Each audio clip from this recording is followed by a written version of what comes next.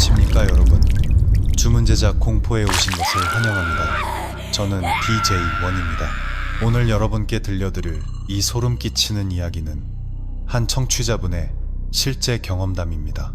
때는 2010년, 그와 친구들이 경기도 가평으로 오토바이 여행을 떠났다가 깊은 숲속의 한 펜션에서 겪게 된 끔찍한 사건에 대한 이야기입니다. 이야기를 시작하기에 앞서 이 이야기는 청취자분께서 실제로 겪으신 경험이므로 들으실 때 각별한 주의와 판단을 요한다는 점을 미리 말씀드립니다. 청취자분의 가명은 민준으로 하겠습니다. 민준 씨는 과거 자신에게 일어났던 한 가지 잊을 수 없는 사건이 있다고 했습니다. 지금으로부터 꽤 오래전인 2010년 10월 14일로 거슬러 올라갑니다. 당시 그는 젊음의 혈기로 친구들과 함께 다른 지역으로 1박 2일 오토바이 여행을 가고 싶다는 생각을 했습니다. 그래서 친구, 형, 동생들이 모인 단체 채팅방에 혹시 같이 휴가를 떠날 사람이 있는지 물었습니다. 이야기가 오고 간 끝에 약 9명이 관심을 보였습니다. 이 9명은 모두 남자였고 어디로 여행을 갈지 정하기 위해 모였습니다. 처음에는 의견이 맞지 않았습니다. 저마다 가고 싶은 장소가 달랐기 때문이죠. 어떤 사람은 계곡에 가고 싶어 했고 어떤 사람은 바다, 어떤 사람은 숲을 원했습니다. 하지만 다수의 의견은 자연을 느끼는 쪽으로 모아졌습니다. 그때 그룹의 형 중 한 명인 형우 형이 이렇게 제안했습니다. 그럼 우리 오토바이 타고 가평으로 가는 건 어때? 그 순간 모두의 의견이 일치했고 결국 가평으로 1박 2일 오토바이 여행을 가기로 결정했습니다. 계획은 2일 1박이었습니다. 출발 날짜를 조율하기 시작했는데 마침 연말이 다가오고 있었습니다. 처음에는 연말에 가려고 했습니다. 하지만 9명의 멤버 중 일부는 연말에 고향에 내려가야 했습니다. 부모님이나 형제들과 연말을 함께 보내기로 약속했기 때문이죠. 하지만 모두가 함께 가고 싶다는 마음이 강했기에 여행 날짜를 바꾸기로 했습니다. 그렇게 정해진 날은 1월 6일 토요일과 일요일이었습니다. 새해가 지나고 각자 볼일을 마치고 돌아와서 다 함께 여행을 갈 수 있는 완벽한 날짜였죠. 그날 이후 다들 여행 경비를 마련하기 위해 돈을 모으기 시작했고 12월 15일에 마지막으로 모여 숙소 예약을 논의했습니다. 처음에는 호텔방을 여러 개 잡으려고 했습니다. 한 방에 2, 3명씩 자는 식으로 말이죠. 하지만 그룹의 한 형이 불쑥 끼어들며 말했습니다. 야, 그냥 다 같이 잘 수 있는 집 한 채를 통째로 빌리는 게 어때? 다 같이 자고 밥 먹거나 파티할 때도 우리끼리만 있으니 편하잖아. 방 나눌 필요도 없고 먹고 마시고 취하면 바로 그 자리에서 자면 되니 얼마나 좋아. 그 형의 말이 일리가 있다고 생각했습니다. 그게 훨씬 편할 것 같았죠. 그래서 다 같이 잘 수 있는 큰 집을 찾아보기 시작했습니다. 우리가 찾던 집은 풀빌라는 아니었고 일반적인 펜션이었습니다. 그때 민준 씨가 숙소 검색을 맡게 되었습니다. 그는 한 예약 앱을 통해 집을 찾아보다가 마음에 드는 펜션을 하나 발견했습니다. 펜션의 이름은 밝히지 않겠습니다. 그가 찾은 집은 단층 건물이었고 침대와 에어컨이 있었습니다. 침대는 양쪽으로 길게 줄지어 놓여 있었죠. 주변은 온통 숲이었고 펜션에서 약 2km 떨어진 곳에 계곡도 있었습니다. 가격도 비싸지 않고 적당해서 그들은 그곳을 숙소로 정하기로 결정했습니다. 그리고 마침내 약속의 날이 되었습니다. 해가 바뀌어 2011년 1월 6일 여행을 떠나는 날이었습니다. 그들은 서울 광진구의 한 GS25 편의점 앞에서 아침 6시 30분에 만나기로 했습니다. 일찍 도착해서 놀 시간을 충분히 확보하려는 생각이었죠. 하지만 계획대로 되지 않는 일도 있는 법, 늦잠을 잔 사람이 있어서 모두가 모일 때까지 기다려야 했습니다. 결국 실제로 출발한 시간은 거의 9시가 다 되어서였습니다. 출발하면서 내비게이션을 켰습니다. 그리고 장은 미리 봐서 갈지 아니면 현지에서 살지 의논했습니다. 결론은 현지에서 사기로 했습니다. 그들이 타고 온 오토바이는 평범한 국산 오토바이들이었습니다. 일부는 순정 상태 그대로였죠. 이번 여행에는 총 4대의 오토바이가 동원되었고 그중 한 대는 3명이 타야 했는데 그게 바로 민준 씨가 탄 오토바이였습니다. 나머지 3대는 평범하게 이명식 타고 갔습니다. 9시에 출발하여 계속해서 달렸습니다. 그러다 11시 30분쯤 잠시 멈춰서 휴식을 취하고 점심을 사 먹었습니다. 계속 달릴 힘을 보충하기 위해서였죠. 서울에서부터 꽤 먼 거리를 달려왔기 때문에 오토바이에게도 휴식이 필요했습니다. 그들은 식사를 마치고 다시 목적지를 향해 출발했습니다. 그런데 예상치 못한 일이 발생했습니다. 그들이 한창 달리고 있을 때 민준 씨의 오토바이가 갑자기 덜컹거리더니 시동이 꺼져버린 것입니다. 오토바이가 더 이상 나아가지 않았습니다. 모두가 함께 해결책을 찾기 위해 머리를 맞댔습니다. 근처 수리점을 찾아보려고 했지만 민준 씨 오토바이의 엔진이 꺼진 원인은 피스톤이 붙어버린 것 같았습니다. 이 경우 수리하려면 시간이 아주 오래 걸릴 게 뻔했습니다. 게다가 그들은 이미 절반 이상을 온 상태였고 예약한 펜션까지는 약 40km밖에 남지 않았습니다. 그래서 그들은 남은 거리는 다른 오토바이가 옆에서 밀어주며 가기로 결정했습니다. 한 대씩 번갈아 가며 고장난 오토바이를 발로 밀면서 계속 달렸습니다. 그렇게 힘겹게 가평군에 진입할 수 있었고 그들이 그곳에 도착한 시간은 오후 2시쯤이었습니다. 내비게이션은 큰 길에서 우회전하여 골목으로 들어가라고 안내했습니다.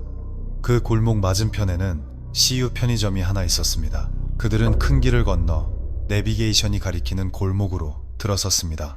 안으로 들어가자마자 이런 생각이 들었습니다. 이 골목은 왜 이렇게 깊지? 길 양옆으로는 잡초가 무성했고 인간은 드문드문 보였습니다. 길은 비포장도로였습니다. 펜션 입구에 도착하기까지 꽤 깊이 들어가야 했습니다. 만약 밤이었다면 이 길은 정말 외지고 무서웠을 겁니다.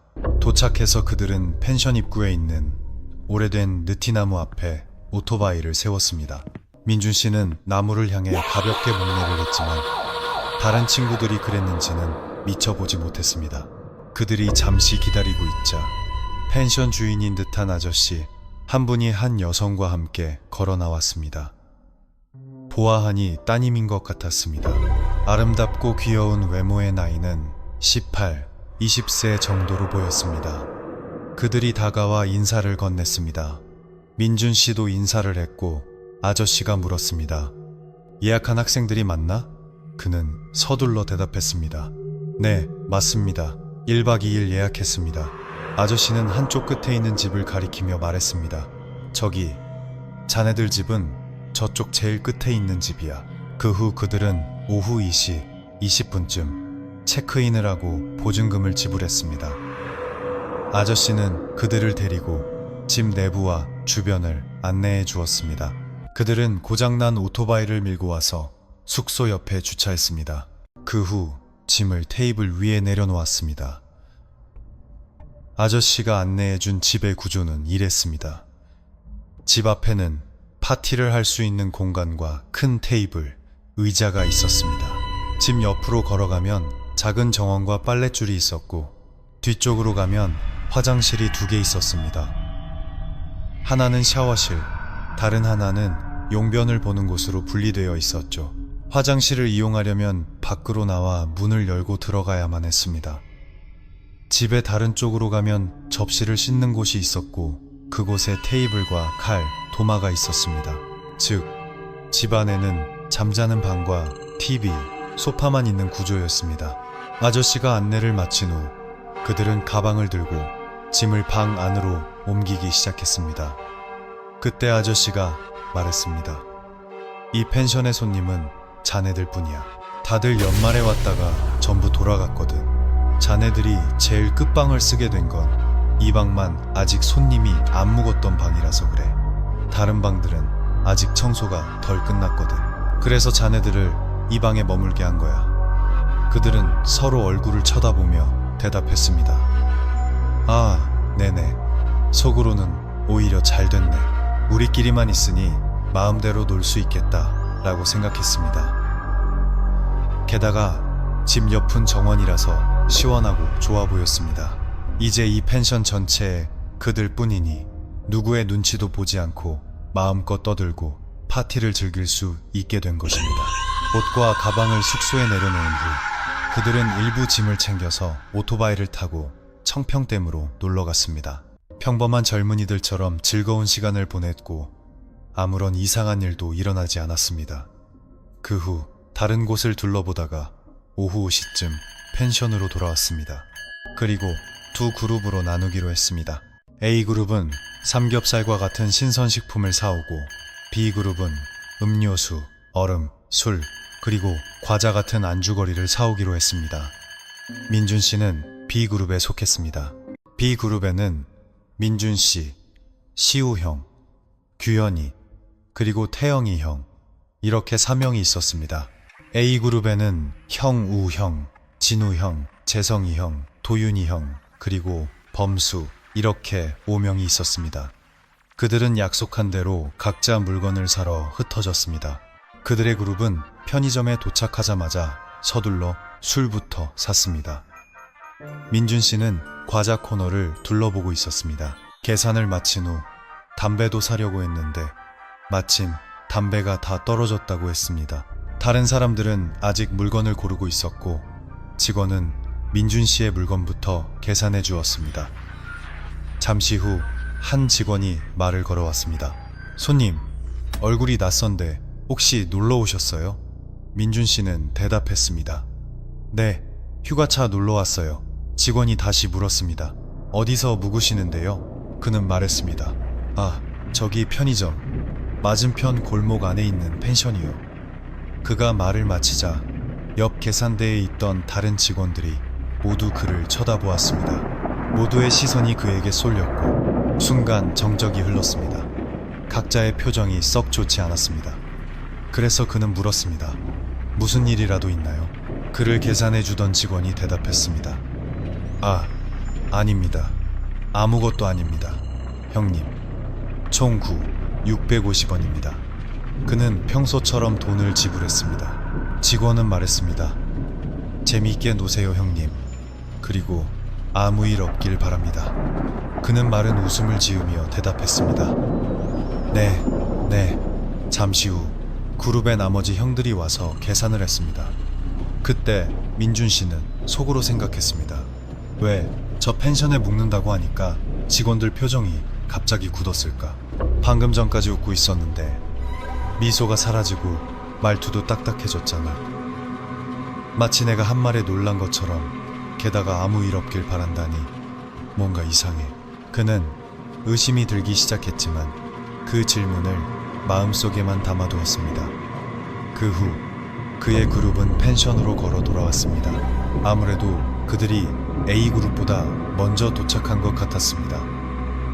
고기를 사러 간 그룹은 아직 돌아오지 않았습니다. 그는 물건을 정리하고 잠시 누워서 쉬었습니다. 민준 씨는 개인적으로 유튜브에 올릴 영상을 찍는 것을 좋아했습니다. 추억으로 남기기 위해서였죠. 그는 주변을 계속 찍었지만 딱히 이상한 점은 보이지 않았습니다.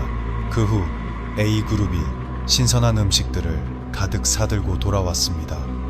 그들은 요리를 시작했습니다. 어떤 사람은 노래를 부르고 어떤 사람은 음식을 만들었습니다. 시간은 어느덧 저녁 7시 30분이 되었습니다. 요리를 마치고 나니 거의 9시가 다 되어서야 식사를 시작할 수 있었습니다. 그때 갑자기 펜션 주인이 어둠 속에서 불쑥 나타났습니다. 어디서 왔는지 모르게 나타나서 물었습니다. 벌써들 취했나? 형우 형이 대답했습니다. 에이, 아저씨, 아직 시작도 안 했는데요. 하하. 아저씨도 웃으며 차분한 목소리로 말했습니다. 오늘 밤은 다들 일찍 들어가서 자도록 해. 너무 시끄럽게 하지 말고. 오늘 밤엔 내가 펜션에 없을 거야. 난 집에 가서 잘 거니까. 그들은 아저씨에게 대답했습니다. 아, 네, 알겠습니다. 아저씨는 떠나기 전에 마지막으로 한마디 덧붙였습니다. 아무 일 없길 바라네. 아저씨의 그 말을 듣자 그는 다시 의심이 들기 시작했습니다. 왜 이렇게 다들 아무 일 없길 바라는 거야? 편의점 직원들도 그렇고 펜션 주인 아저씨까지 뭐가 그렇게 대단한 행운을 빌어주는 거지? 아저씨와의 대화가 끝나고 아저씨가 떠나자 그들은 본격적으로 상을 차리고 먹고 마실 준비를 했습니다. 민준 씨는 가장 먼저 그곳의 터주신을 위해 술 한 잔을 땅에 뿌렸습니다. 숲이나 산 같은 곳에 가면 을에 그곳의 신에게 먼저 음식을 바치는 관습이 있기 때문이었습니다. 그가 터주신에게 술을 따르려 할 때 재성이 형이 웃으며 말했습니다. 야, 너 뭐하냐? 터주신한테는 왜 줘? 마시고 싶으면 자기가 사 먹으면 되지. 꼭 거지처럼 나눠줘야 돼? 재성이 형은 원래 장난기가 많은 사람이었습니다. 이런 미신 같은 건 전혀 믿지 않았죠. 그는 그렇게 말하고는 껄껄 웃었습니다. 그 순간 술을 따르던 민준 씨는 재성이 형의 말에 움찔했습니다. 왜 저 형이 저런 말을 하는지 이해할 수 없었지만 선배였기 때문에 뭐라고 할 수는 없었습니다. 그 후 진우 형이 말했습니다. 재성아, 너 무슨 말을 그렇게 하냐? 이런 산속에서는 말 조심해야 돼. 그러다 큰일 나. 재성이 형은 즉시 반박했습니다. 참나, 너희들 진짜 미신 믿는구나. 진짜 귀신이 있다면 펜션 주인 딸처럼 예쁜 여자 귀신이었으면 좋겠다. 나타나서 나 홀리면 확 덮쳐버릴 테니까. 하하하. 그 형이 그렇게 말하자 모두 순간 조용해지며 그의 말에 충격을 받았습니다. 태영이 형이 끼어들며 말했습니다. 야, 그만해. 재밌게 놀자고. 자자, 건배. 오늘 밤은 끝까지 달려보자 우리. 그 후 그들은 즐겁게 술을 마시기 시작했습니다. 술을 마신 지 얼마 지나지 않아 도윤이 형이 먼저 자러 들어가겠다고 했습니다. 하루 종일 이동하고 놀아서 피곤했기 때문이었습니다. 도윤이 형이 자러 들어간 후 이제 8명이 남아 술을 마셨습니다. 시간은 어느덧 자정이 넘었습니다. 술을 마시는 동안 민준 씨는 이상한 기분을 느끼기 시작했습니다. 술을 마시는 내내 누군가 그들을 지켜보고 있는 것 같은 느낌이 들었습니다. 하지만 그는 별 생각 없이 그냥 기분 탓이겠지라고 넘겼습니다. 술자리는 계속되었고 이제 모두가 심하게 취하기 시작했습니다. 그들은 욕설과 고함을 지르며 시끄럽게 떠들고 노래를 부르고 소리를 질렀습니다. 하지만 민준 씨는 아직 술을 많이 마시지 않아 정신이 멀쩡했기 때문에 형들에게 경고했습니다. 형들, 조금만 조용히 하는 게 좋을 것 같아요. 밤도 깊었고 여긴 산속이잖아요. 그러자 형들이 말했습니다. 야, 너 왜 그렇게 예민하게 굴어? 놀러 왔으면 신나게 놀아야지. 설마 귀신 무서워서 그러냐? 그 말에 민준 씨는 입을 다물 수밖에 없었습니다. 그들은 선배였기에 더 이상 말을 섞을 수 없었습니다. 괜히 대들다가 찍힐 수도 있었으니까요. 그는 조용히 술을 마셨습니다. 소란을 피우고 싶지 않았습니다. 그러다 갑자기 소변이 마려워졌습니다. 하지만 화장실에 가려고 일어섰을 때 그는 주위를 둘러보며 같이 갈 사람을 찾았습니다. 그런데 둘러보니 재성이 형이 보이지 않았습니다. 8명이 앉아있던 자리에서 재성이 형이 어디로 갔는지 알 수 없었습니다. 그는 일어나서 재성이 형을 찾아 나섰습니다. 잠시 걷다가 그는 깜짝 놀랐습니다. 재성이 형이 나무 옆에서 소변을 보고 있었기 때문입니다. 그가 그냥 소변을 봤다면 아무 문제도 없었을 겁니다. 하지만 그가 서 있는 방향이 문제였습니다. 그는 펜션 입구에 오래된 느티나무를 정면으로 바라보며 소변을 보고 있었습니다. 민준 씨는 재성이 형에게 소리쳤습니다. 형, 거기서 뭐해요? 화장실도 있는데. 그리고 나무에다 실례하기 전에 허락은 구했어요? 재성이 형은 그를 돌아보았습니다. 화장실에서 오른쪽 칸에서 화장실 문이 닫히는 소리가 들렸습니다.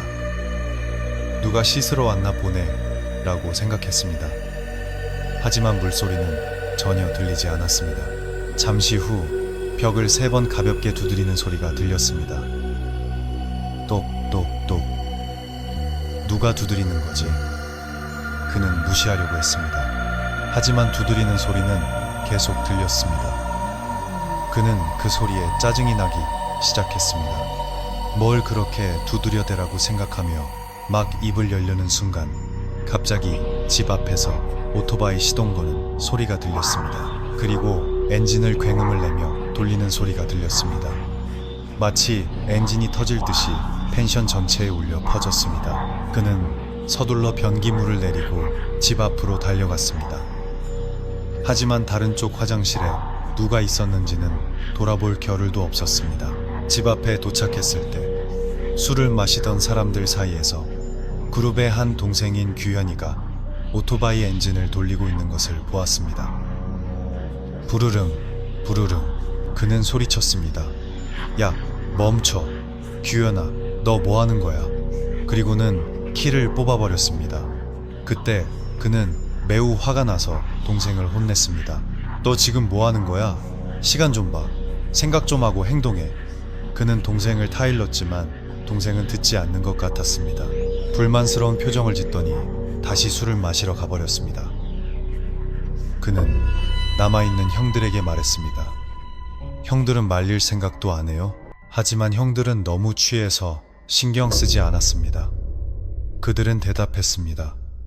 에이, 잠깐인데 뭐. 너무 신경 쓰지 마. 그는 고개를 저었습니다. 너무 화가 나서 조용히 앉아 술만 마셨습니다. 아무와도 이야기하고 싶지 않았습니다. 기분이 매우 상했기 때문입니다. 시간이 흘러 새벽 3시가 되었습니다. 태영이 형과 범수는 너무 많이 마셔서 토하기 시작했습니다. 아마 과음 때문이었을 겁니다. 두 사람은 나무 옆으로 달려가 토했습니다. 그는 머리를 감싸 쥐었습니다. 잠시 후 모두가 졸리기 시작하자 이제 그만 자러 가자 라고 말했습니다. 내일 아침에 일어나서 밥 먹고 계곡에 놀러 가기로 했습니다. 모두가 하나둘씩 방으로 들어갔고 마지막으로 민준 씨와 진우 형만 남았습니다. 진우 형은 자러 들어가려다 그에게 물었습니다. 안 들어가? 그는 대답했습니다. 형 먼저 들어가세요. 전 담배 한 대 피우고 들어갈게요. 형은 방으로 들어가며 말했습니다. 빨리 들어와. 그는 계단으로 가서 앉아 담배를 피우기 시작했습니다. 담배를 피우며 휴대폰을 보고 있는데 갑자기 한 남자의 목소리가 작게 들렸습니다. 한 대만. 그는 고개를 돌리지 않고 그룹의 형 중 한 명이 자기 전에 담배를 피우러 나왔다고 생각했습니다.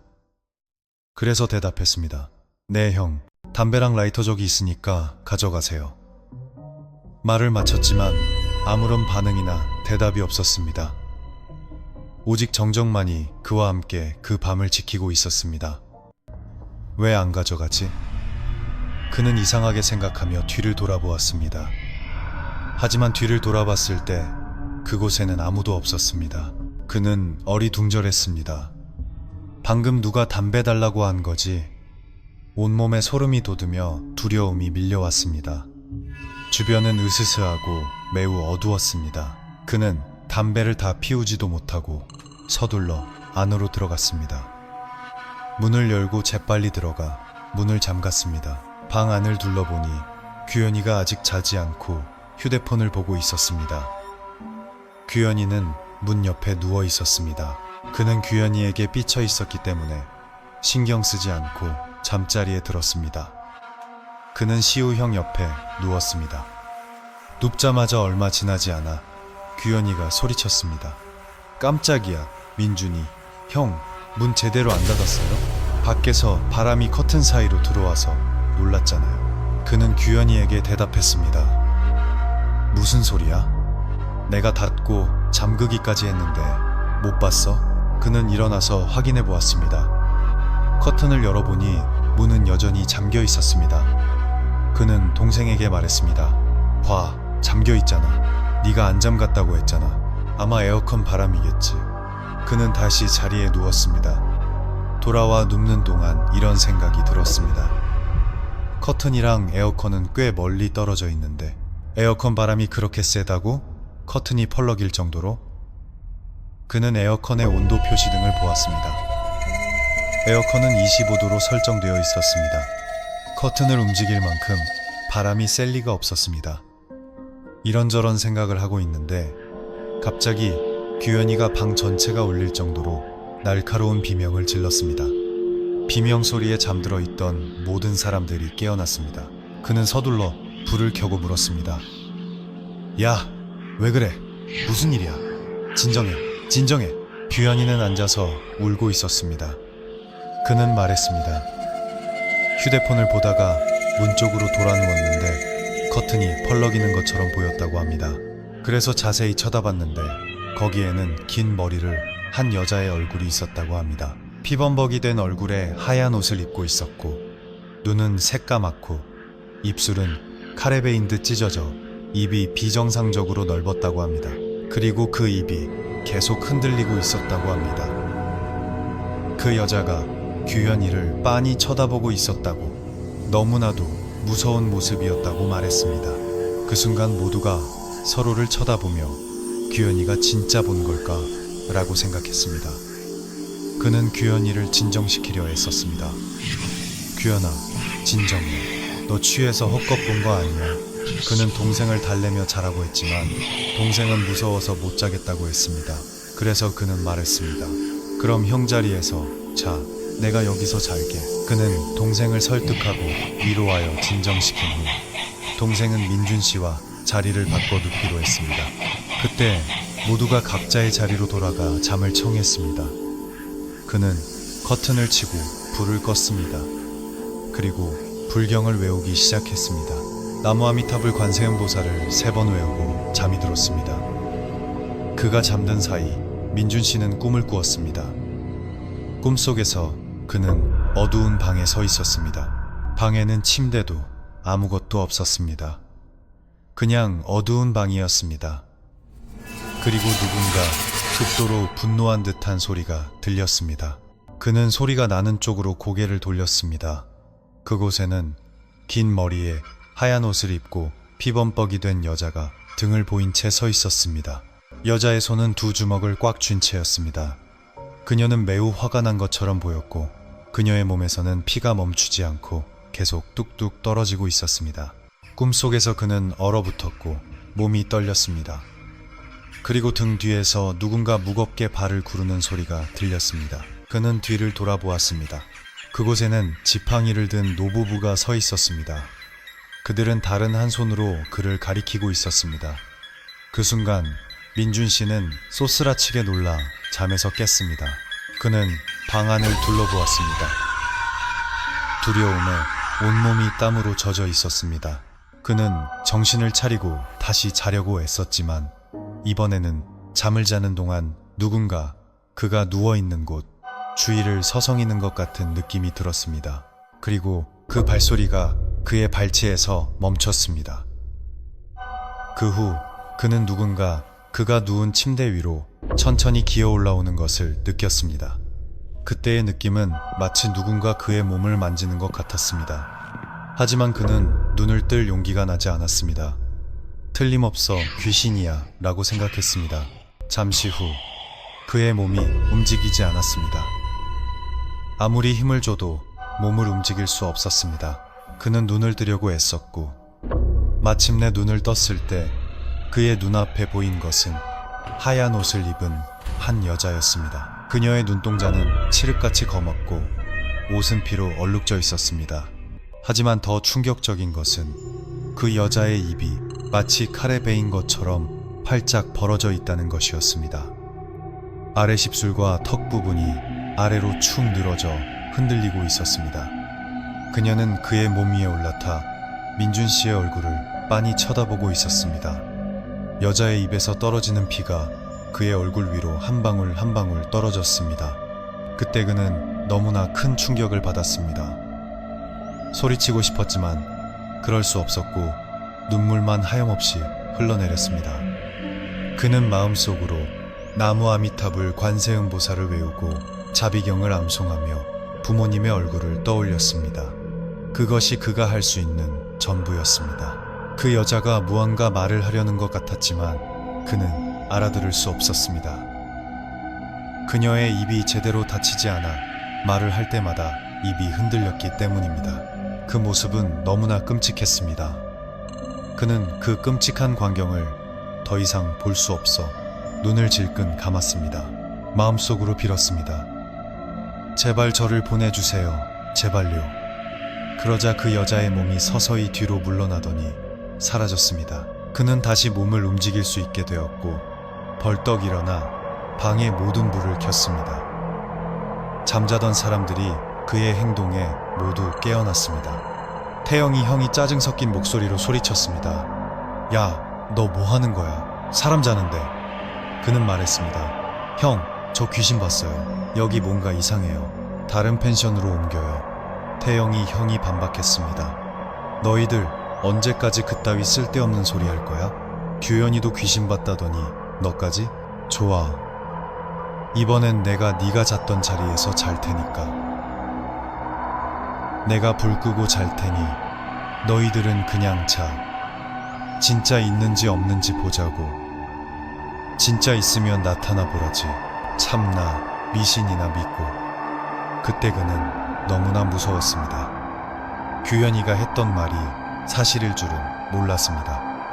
그가 직접 그 여자의 얼굴을 보았기 때문입니다. 그는 아무것도 할 수 없었습니다. 그가 본 광경은 너무나 끔찍해서 아직도 눈에 선했기 때문입니다.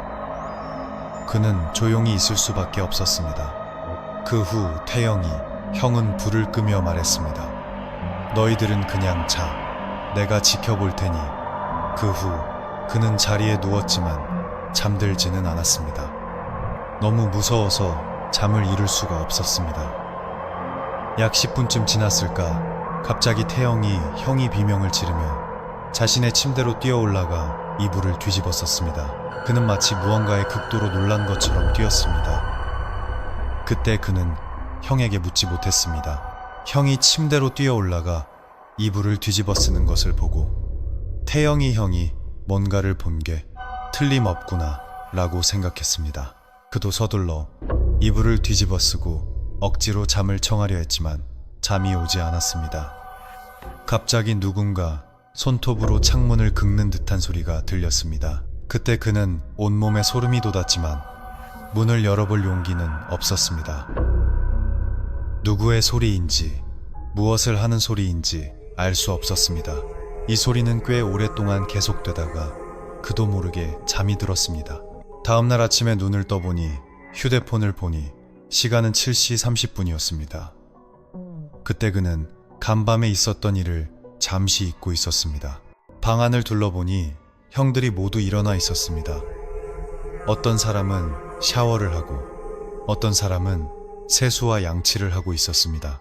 그 순간 집 밖에서 사람 목소리가 들렸습니다. 그 목소리는 진우 형의 목소리였습니다. 진우 형이 말했습니다. 어떤 개가 와서 창문을 긁어놨어? 다 긁혔잖아. 이러다 펜션 주인이 우리한테 돈 물어내라고 하겠네.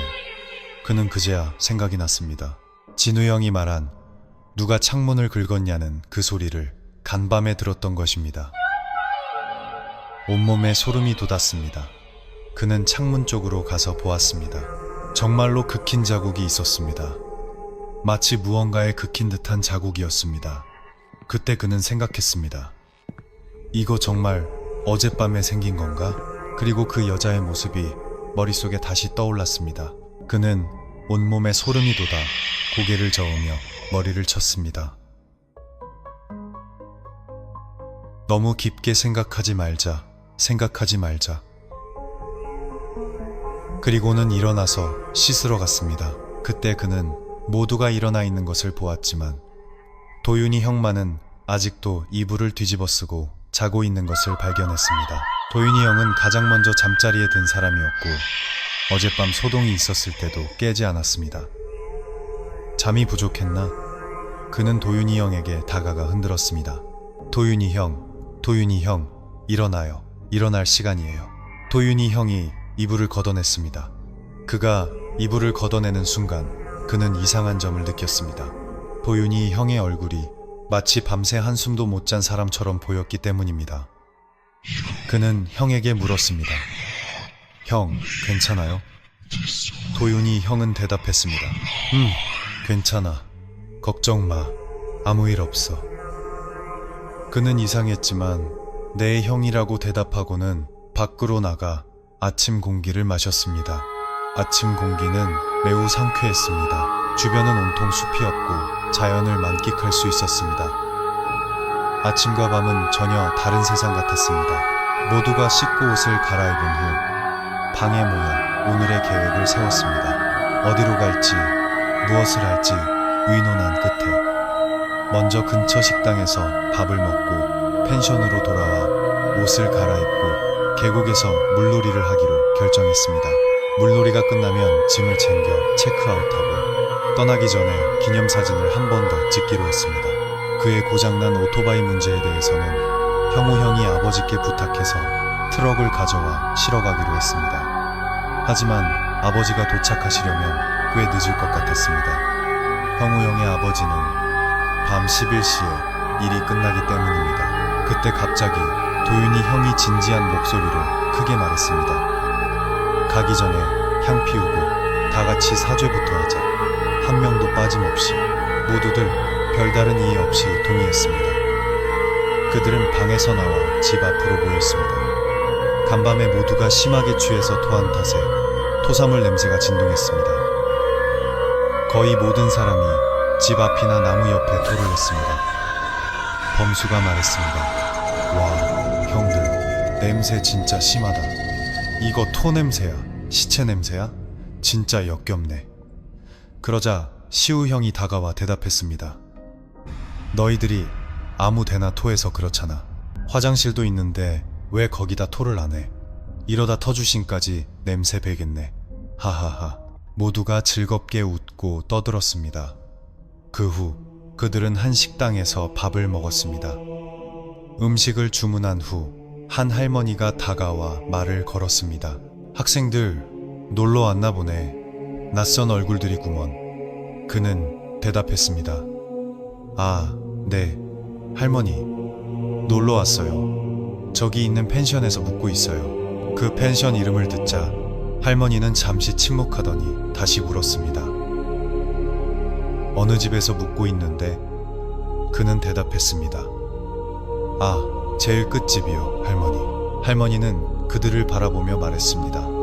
그녀가 몹시 화가 났어. 잊지 말고 꼭 사과하도록 해. 행운을 빌어. 그 후 할머니는 자리를 떴습니다. 그들은 모두 어리둥절했습니다. 진우 형이 말했습니다. 할머니가 사과하라고 했는데 뭘 사과하라는 거지? 시우 형이 말했습니다. 나한테 사과하라는 거겠지. 어젯밤에 너희들이 내 침대발로 차고 장난쳐서 침대가 계속 흔들렸잖아. 겨우 잠들었다고. 그때 모두가 서로의 얼굴을 쳐다보았습니다. 도윤이 형이 말했습니다. 누가 시우 형한테 장난쳤어? 모두가 한 목소리로 대답했습니다. 아니요 형, 아무도 안 그랬어요. 도윤이 형이 규현이에게 물었습니다. 어젯밤에 누가 침대 차는 것 같은 느낌 못 받았어? 규현이가 대답했습니다. 아니요 형, 그런 거 없었어요. 도윤이 형이 다시 시우 형에게 말했습니다. 아무도 장난 안 쳤어. 네가 착각한 거 아니야? 시우 형이 말했습니다. 내가 착각한 게 아니야. 침대가 저절로 흔들릴 리가 없잖아. 모두가 옥신각신하며 이야기를 나누는 동안 주문한 음식이 모두 나왔습니다. 형우 형이 말했습니다. 그만, 밥 먹자, 밥 먹자. 그들은 맛있게 식사를 했습니다. 식사를 마친 후 계산을 하고 펜션으로 돌아갔습니다. 그때 모두가 계곡에 갈 준비를 했습니다. 민준 씨는 유튜브에 올릴 영상을 찍고 싶었기 때문에 도윤이 형에게 촬영을 부탁했습니다. 도윤이 형은 그의 카메라맨이 되어 주었습니다. 그는 이런저런 이야기를 하며 집 주변을 돌고 안으로 들어갔습니다. 그러다 모두에게 장난을 당했습니다. 그때 그들은 베개 싸움을 하고 있었는데 모두가 그를 향해 베개를 던졌습니다. 순식간에 아수라장이 되었고 비명과 고함이 난무했습니다. 침대를 뛰어넘어 다니며 정신없이 놀았습니다. 솔직히 말해서 민준 씨는 그때 너무 재미있어서 무서웠던 일을 잠시 잊었다고 합니다. 신나게 논 후 그들은 계곡으로 향했습니다. 그때는 영상을 찍지 않았습니다. 계곡에 도착하니 꽤 많은 관광객들이 물놀이를 하고 있었습니다. 그때 재성이 형이 말하는 소리가 들렸습니다. 태영아, 저쪽은 깊어 보인다. 저기서 노는 게 더 재밌겠다. 여긴 너무 얕아. 그 순간 민준 씨는 형, 같이 가요 라고 말하려 했습니다. 하지만 말을 마치기도 전에 그의 눈초리에 한 여자가 들어왔습니다. 바로 집에서 봤던 그 여자였습니다. 입이 찢어진 채 하얀 옷을 입고 피범벅이 된 그 여자가 깊은 물속에서 태영이 형과 형우 형을 빤히 쳐다보고 있었습니다. 그는 귀신이다라고 소리치려 했지만 부모님께서 항상 말씀하셨던 것이 떠올랐습니다. 보고, 듣고, 마주쳐도 절대 아는 척하지 마라. 그는 얼어붙었고 몸이 떨렸습니다. 어떻게 해야 할지 몰랐습니다. 상황이 좋지 않다는 것을 직감한 그는 태영이 형에게 소리쳤습니다. 형, 이리 와봐요. 여기 예쁜 여자들 많아요. 태영이 형과 재성이 형은 그 말을 듣자마자 눈이 반짝이며 말했습니다. 어디 있는데? 그는 말했습니다. 형, 이리 와봐요. 그 후 형들은 원래 깊은 물로 가려다가 그에게로 왔습니다.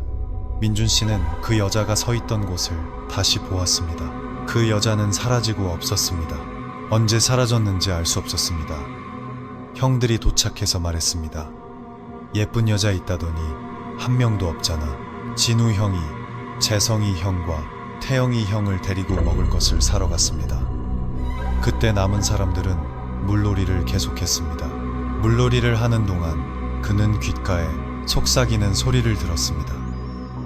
재밌냐? 그는 온몸에 소름이 돋아 소리가 난 쪽으로 고개를 돌렸지만 아무것도 없었습니다. 그저 텅 빈 공간뿐이었습니다. 내가 잘못 들었나 보네 라고 생각하며 계속해서 즐겁게 놀았습니다. 시간이 흘러 오후 1시가 되었습니다. 모두가 펜션으로 돌아가 짐을 챙기고 체크아웃 하기로 했습니다.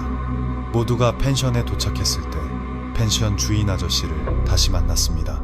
그들은 예의 바르게 아저씨에게 인사했고 아저씨도 인사를 받으며 말했습니다. 어젯밤에 무슨 잘못이라도 저질렀나? 그들은 조용히 있다가 대답했습니다. 아니요, 저희는 그냥 평범하게 놀았는데요. 잠시 후 아저씨가 차가운 목소리로 말했습니다. 잘못한 게 없다고 생각한다면 행운을 빌어. 그들은 웃으며 생각했습니다. 아저씨가 우리가 체크아웃하는 걸 보고 안전하게 돌아가라고 축복해 주시는 건가 보다. 그때 그들은 짐을 챙기고 체크아웃할 준비를 하고 있었습니다. 떠나기 전에 형들을 불러 모아 마지막으로 단체 영상을 찍었습니다. 유튜브 채널에 올릴 마지막 클립이었죠. 영상을 다 찍은 후 모두가 느티나무 앞으로 가서 사죄의 절을 올렸습니다. 그때 시우 형이 향을 피우는 역할을 맡았는데 이상하게도 아무리 해도 불이 붙지 않았습니다. 불이 붙어도 바람이 불어와 계속 꺼졌습니다. 시우 형이 말했습니다. 야, 불이 안 붙어. 도윤이 형이 말했습니다. 비켜봐, 내가 해볼게. 그때 민준 씨가 자원했습니다. 제가 해볼게요. 첫 번째 시도는 실패했고 두 번째도 실패했지만 세 번째 시도에서 마침내 불이 붙었습니다. 불이 붙자 모두가 터주신에게 사죄의 말을 올렸습니다. 그 후 재성이 형이 소변을 봤던 나무 아래에 향을 꽂았습니다. 향을 꽂은 후 그들은 짐을 오토바이에 싣고 다시 댐으로 향했습니다. 한 대씩 펜션을 빠져나갔고 그의 오토바이는 거의 마지막이었습니다. 다른 형 한 명이 오토바이를 밀어줘야 했기 때문입니다. 그가 펜션을 막 빠져나가려 할 때 향을 꽂아둔 곳을 다시 한번 쳐다보았습니다. 그런데 향을 꽂아둔 곳을 보니 연기가 전혀 피어오르지 않았습니다. 마치 향이 저절로 꺼져버린 것 같았습니다. 방금 전까지만 해도 연기가 자욱하게 피어오를 정도로 불을 붙였는데 다시 돌아봤을 때는 연기가 전혀 없었습니다.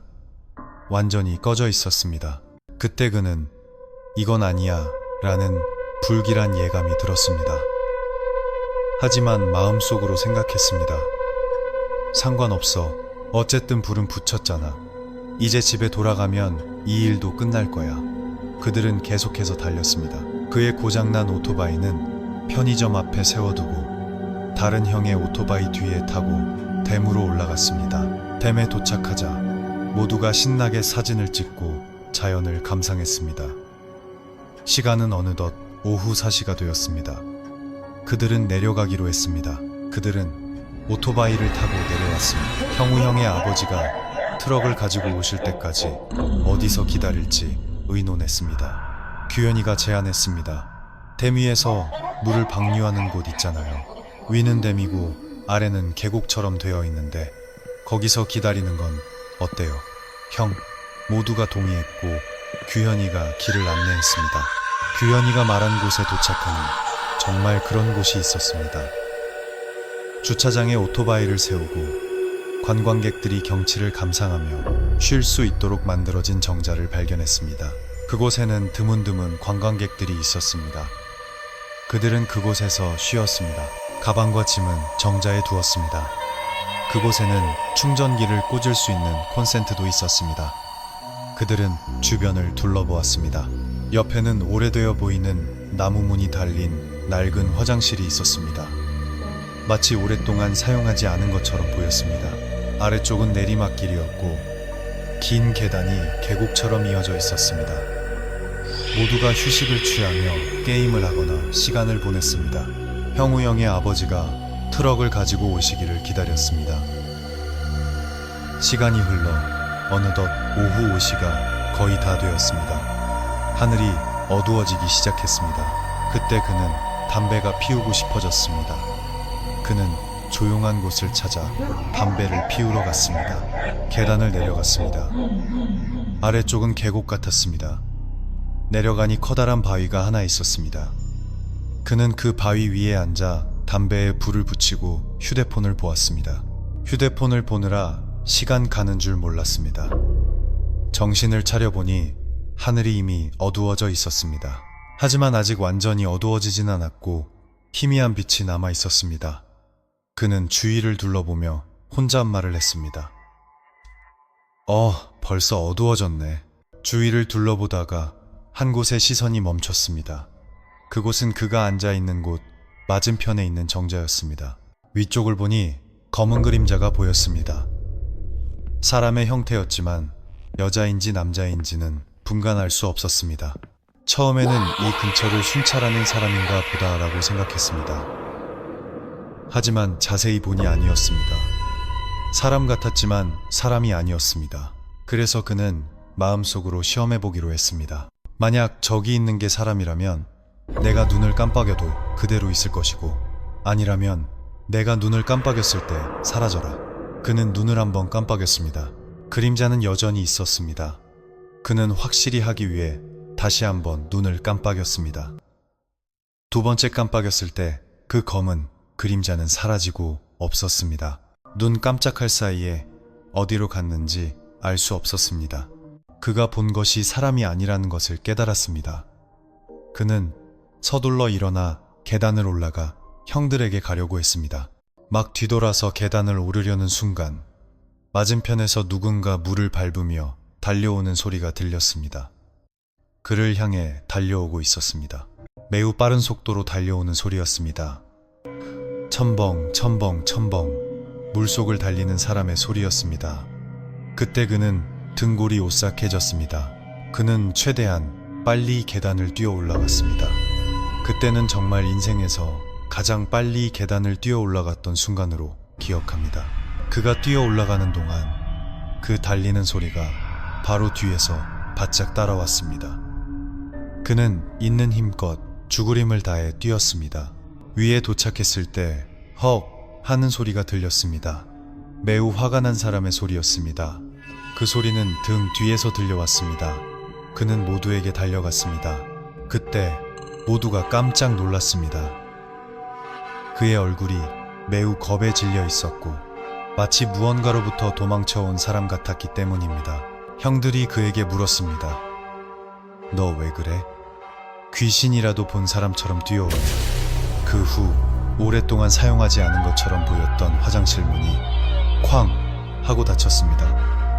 형이 귀신이라도 본 사람처럼 뛰어오네 라고 말을 마친 직후의 말입니다. 화장실 문이 쾅 하고 닫히는 소리에 모두가 깜짝 놀라 그쪽을 쳐다보았습니다. 그는 두려워서 눈물이 흘렀습니다. 극도의 공포에 휩싸였습니다. 그들은 정자에 앉아 있었습니다. 그는 주위를 둘러보았지만 그 검은 그림자는 더 이상 보이지 않았습니다.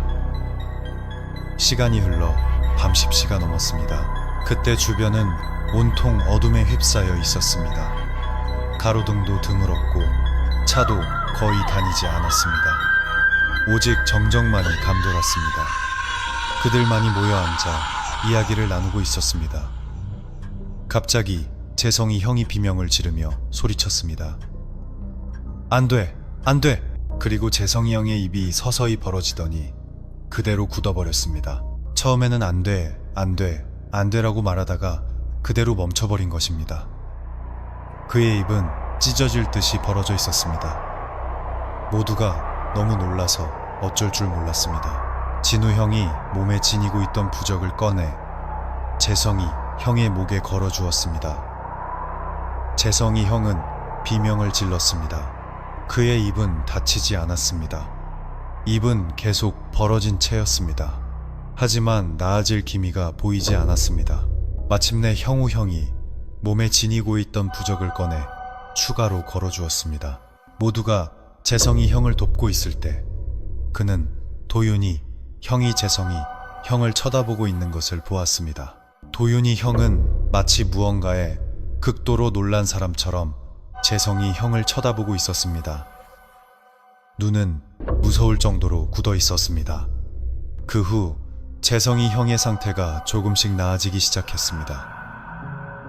재성이 형이 정신을 차리자 모두가 묻기 시작했습니다.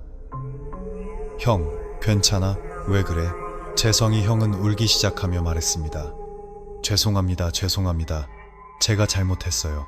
제발 저를 데려가지 마세요. 죄송합니다. 그는 계속해서 죄송합니다 라고 말했습니다. 그는 속으로 생각했습니다. 부적을 3개나 써야 겨우 진정되는 건가? 그때 형들이 걸어준 부적이 어떤 것들이었는지는 알 수 없었습니다. 잠시 후 규현이와 시우 형이 동시에 울기 시작했습니다. 두 사람은 소리내어 울었습니다. 상황은 점점 심각해졌습니다. 재성이 형이 괜찮아지자마자 갑자기 이 두 사람이 아무 이유 없이 흐느끼기 시작한 것입니다. 모두가 그들을 도왔습니다. 야, 왜 그래? 왜 울어? 그들을 흔들며 목에 부적을 걸어주었습니다. 두 사람이 정신을 차리자 도윤이 형이 끼어들며 말했습니다. 너희들 절대 어디 가지 마. 이 정자에서 절대 벗어나지 마. 우리를 데리러 올 때까지. 도윤이 형은 계속해서 말했습니다. 부적 있는 사람 전부 꺼내서 기둥 4개에 둘러놔. 아무도 이 정자에서 나가면 안 돼. 부적이 걸린 기둥 밖으로 절대 나가면 안 돼. 그때 모두가 극도의 공포에 휩싸였습니다.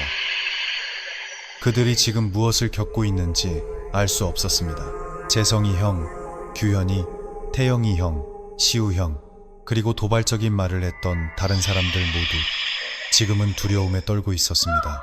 누구도 서로에게 말을 걸지 않았습니다. 모두가 공포에 휩싸여 있었습니다. 시간은 어느덧 자정 10분이 되었습니다. 분위기는 더욱 무서워졌습니다.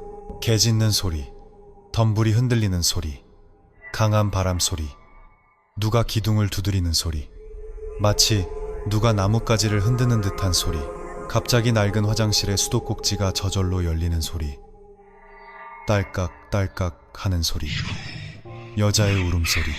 이 모든 것이 그들이 정자에 구명에 앉아있는 동안 일어났습니다. 가장 심했던 것은 마치 누군가 그들이 앉아있는 정자 지붕 위를 걷고 있는 듯한 소리였습니다. 그들과 형들은 거의 정신이 나갈 지경이었습니다. 그때 그는 도윤이 형을 쳐다보았습니다. 도윤이 형은 말없이 가만히 앉아 있었습니다. 그가 도윤이 형에게 형, 괜찮아 라고 물으려 입을 열려는 순간 형이 먼저 말했습니다. 아직 말하지 마. 나중에 다 설명해 줄게. 지금 그가 우리를 쉽게 보내주지 않을 거야. 우리 모두의 목숨을 노리고 있어. 그 말을 듣는 순간 그의 공포는 배가 되었습니다. 그는 두려움에 온몸을 떨었습니다.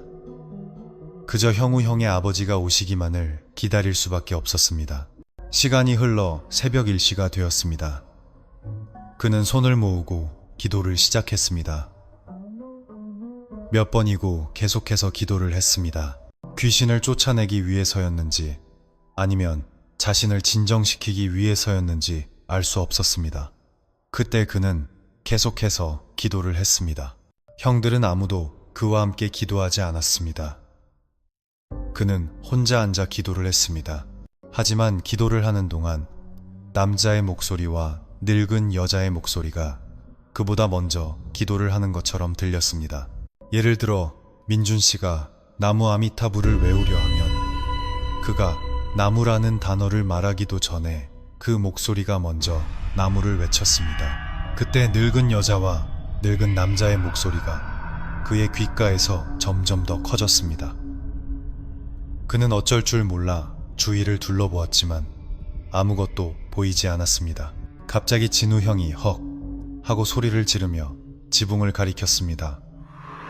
그들은 진우 형이 가리키는 지붕을 따라 쳐다보았습니다. 그들이 본 것은 긴 머리를 한 여자의 머리였습니다. 눈은 새까맣고 얼굴은 피범벅이었습니다. 그녀는 입을 활짝 벌리고 있었고 입술은 칼에 베어 찢어져 있었습니다.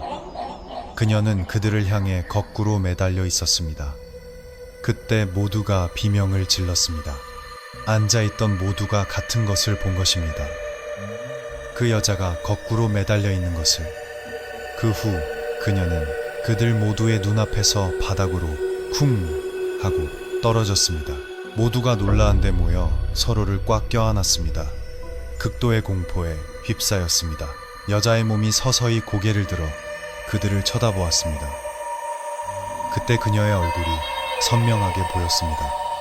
피범벅이 된 얼굴, 칠흑 같은 눈, 그리고 활짝 벌어져 흔들리는 입. 피가 한 방울, 한 방울 떨어졌습니다. 그녀는 그들을 빤히 쳐다보았습니다. 그 후 여자는 서서히 아주 천천히 입을 벌렸습니다. 그리고 그녀의 입에서 소리가 터져 나왔습니다. 그녀는 서서히 일어나기 시작했습니다. 그들은 그 광경을 보고 모두 정신을 잃을 뻔했습니다. 그 후 마치 천상의 소리처럼 자동차 경적 소리가 들렸습니다. 그들은 그쪽을 쳐다보았습니다. 형우 형의 아버지의 트럭이 길가에 서 있었습니다. 다시 그 여자의 몸을 보았을 때 그녀는 서서히 일어나고 있었습니다. 그는 모두에게 소리쳤습니다. 가자, 가자, 빨리. 모두가 짐을 챙기고 각자의 오토바이로 달려가 형우 형의 아버지의 차로 향했습니다. 그도 자신의 오토바이를 서둘러 밀며 뒤따랐습니다. 그때 형우 형의 아버지의 차는 그리 멀지 않은 곳에 서 있었습니다. 도착하자마자 모두가 서둘러 그의 고장난 오토바이를 트럭에 실었습니다. 재성이 형이 말했습니다. 나 더 이상 운전 못하겠어. 내 오토바이도 같이 실어주면 안 될까? 형우 형의 아버지의 트럭은 오토바이 2대를 실을 수 있었습니다. 그들은 재성이 형의 오토바이도 함께 실었습니다. 이제 트럭에는 오토바이 2대가 실려 있었고 진우 형과 형우 형의 오토바이는 뒤따라오기로 했습니다. 나머지는 트럭 뒷칸에 탔습니다. 어떤 사람은 앞에, 어떤 사람은 뒷칸에 탔습니다. 민준 씨는 뒷칸에 탔습니다. 오토바이를 다 싣자 도윤이 형이 창문을 두드리며 형우 형이 아버지에게 말했습니다. 아버지, 빨리 출발해요. 형우 형이 당황하며 물었습니다. 무슨 일이야? 도윤이 형이 말했습니다. 나중에 설명할게요. 일단 여기서 벗어나요. 그들은 그곳을 떠났습니다. 하지만 그리 멀리 가지 못했을 때 비명소리가 들렸습니다. 여자의 비명소리였습니다. 매우 고통스러운 끔찍한 비명소리가 그 정자 쪽에서 들려왔습니다. 그와 트럭 뒤 칸에 앉아있던 형들은 모두 소리가 나는 정자 쪽을 쳐다보았습니다. 그리고 그들은 보았습니다. 입이 찢어진 그 여자가 그들을 향해 달려오고 있었습니다. 그녀는 비명을 지르며 달려왔습니다. 피범벅이 된 몸, 찢어져 흔들리는 입, 칠흑 같은 눈동자, 도윤이 형이 창문을 두드리며 소리쳤습니다. 빨리요, 더 빨리요. 그는 소리쳤습니다. 더 빨리요, 더 빨리 달려요. 트럭 뒤 칸에 앉아있던 모두가 거의 정신을 잃을 지경이었습니다. 형우 형의 아버지가 속도를 높였고 오토바이를 타고 뒤따라오던 형들도 속도를 높여 추월해 갔습니다. 모두가 공포에 떨었습니다. 그 여자는 비명을 지르며 멈추지 않고 달려왔습니다. 그는 서둘러 기도를 시작했습니다. 나무아미타불 관세음보살을 계속해서 외웠습니다. 도윤이 형이 그가 기도하는 것을 보고 함께 손을 모으고 기도하기 시작했습니다. 하지만 형은 그와 다른 경전을 외웠습니다. 그들은 계속해서 기도했습니다. 그는 말했습니다. 제발 저희를 보내주세요. 공양을 올릴 테니 제발 보내주세요.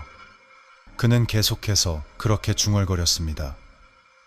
그러자 그 여자의 달리는 속도가 서서히 느려지더니 마침내 멈춰섰습니다.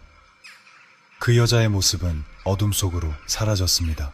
한참을 달려가다가 한 산사를 발견했습니다.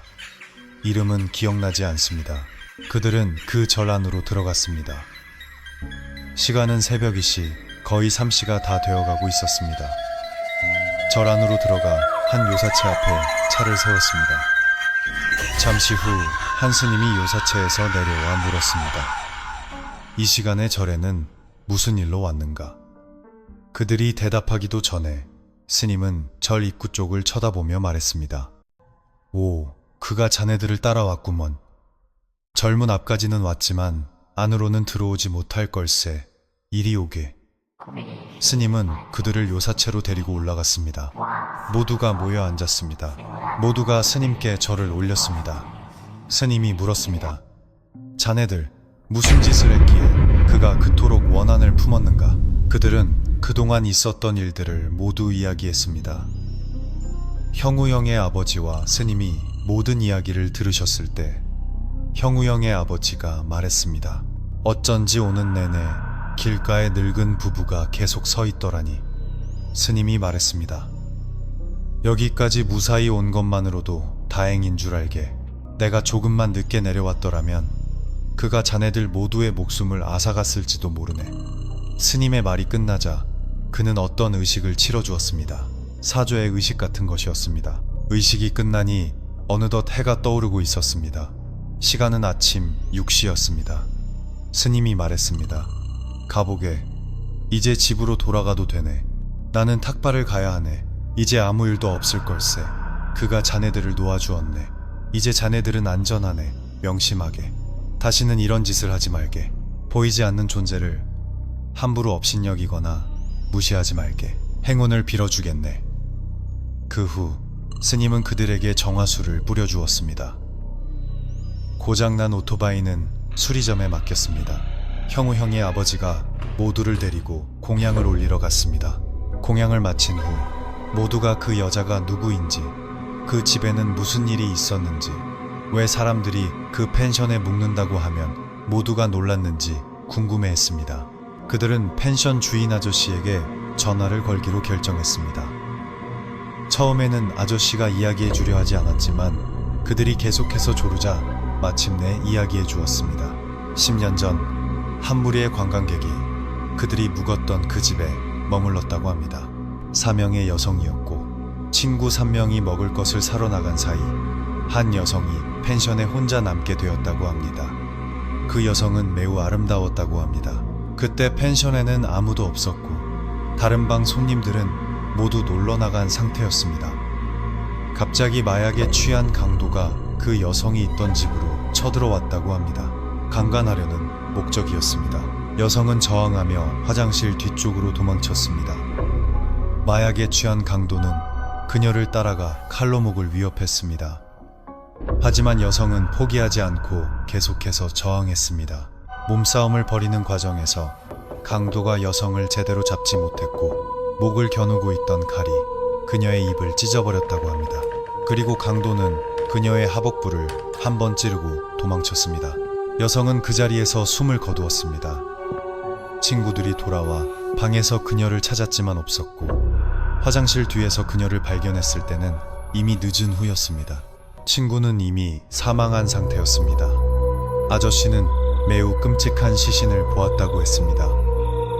피가 사방에 흥건했고 입은 찢어져 벌어져 있었습니다. 아저씨는 그 광경이 며칠 동안 눈앞에 아른거렸다고 했습니다. 경찰은 그 강도를 수색했고 며칠 후 강도가 오토바이 사고로 목이 부러져 사망했다는 소식을 들었다고 합니다. 그는 도윤이 형에게 그날 밤 무슨 일이 있었는지, 왜 한숨도 못 잔 사람처럼 보였는지, 그리고 재성이 형이 귀신에 씌었을 때 무엇을 보았는지 묻는 것을 잊지 않았습니다. 도윤이 형은 이야기해 주었습니다. 첫날 밤 먼저 자러 들어갔을 때 밤새도록 시달렸다고 합니다. 이불을 잡아당기고 울음소리가 들려서 한숨도 잘 수 없었다고 합니다. 재성이 형이 귀신에 씌어 입을 벌리고 비명을 질렀을 때 도윤이 형은 그 여자가 재성이 형이 든 뒤에 서서 손으로 재성이 형이 입을 잡고 입 안으로 손을 넣어 잡아당기는 것을 보았다고 합니다. 재성이 형의 입을 찢어버리려는 것처럼 말입니다. 도윤이 형은 그때 그 광경을 보고 얼어붙었다고 했습니다. 너무나 끔찍했기 때문입니다. 그 사건 이후 그들 모두는 다시는 어디로 여행을 갈 엄두를 내지 못했습니다.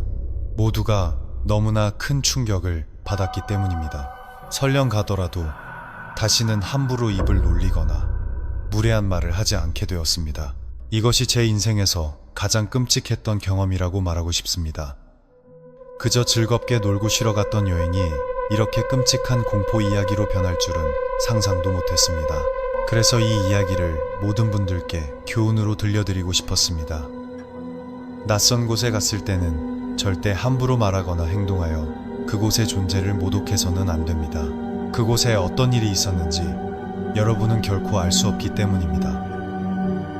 이 이야기는 들으실 때 각별한 주의와 판단을 요합니다.